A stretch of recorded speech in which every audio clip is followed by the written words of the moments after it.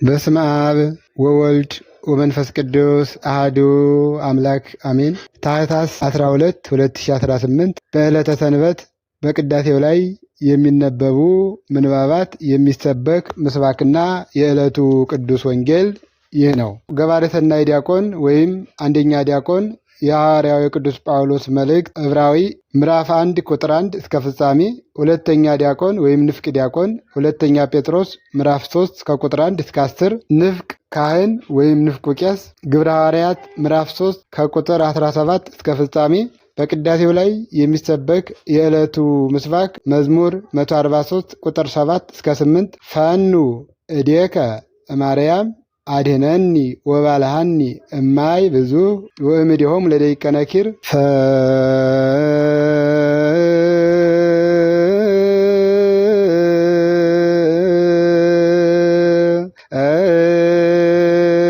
ፈኑ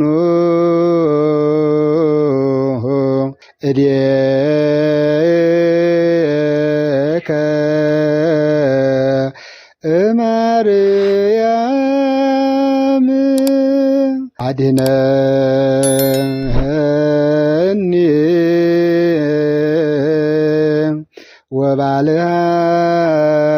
ወባልሐኒ እማይ ብዙ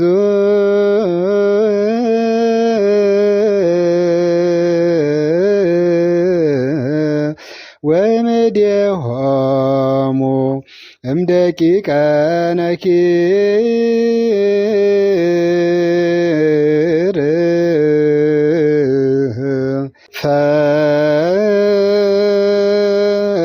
ፈኑ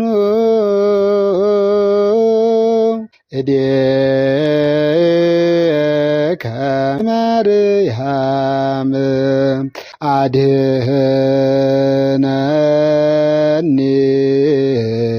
ወባልሐኒ እማይ ብዙ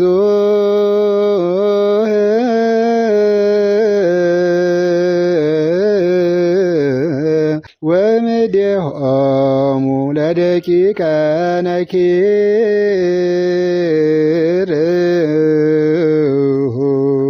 ፈኑ እዴከ ማርያም አድኅነኒ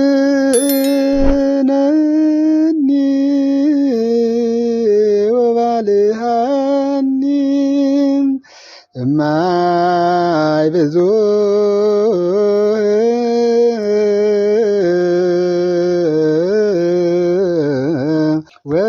ወእምኔሆሙ ለደቂቀ ነኪር።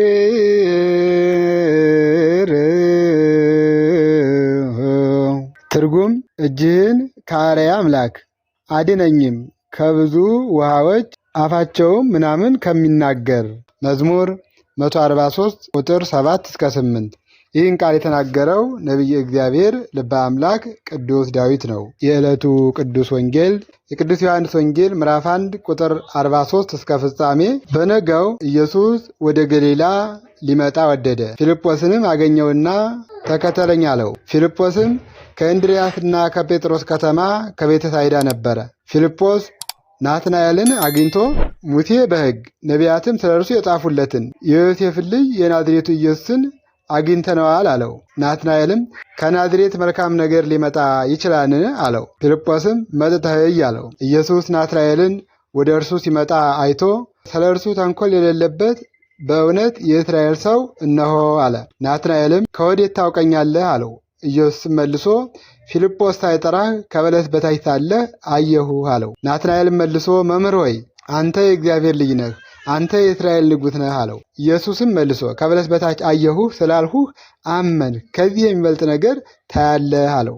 እውነት እውነት እላችኋለሁ ሰማይ ሲከፈት የእግዚአብሔር መላእክት በሰው ልጅ ላይ ሲወጡና ሲወርዱ ታያላችሁ አላቸው። ስለ ቃሉ የአምላካችን የልዑል እግዚአብሔር ስሙ ዛሬም እስከ ዘላለም የተመሰገነ ይሁን።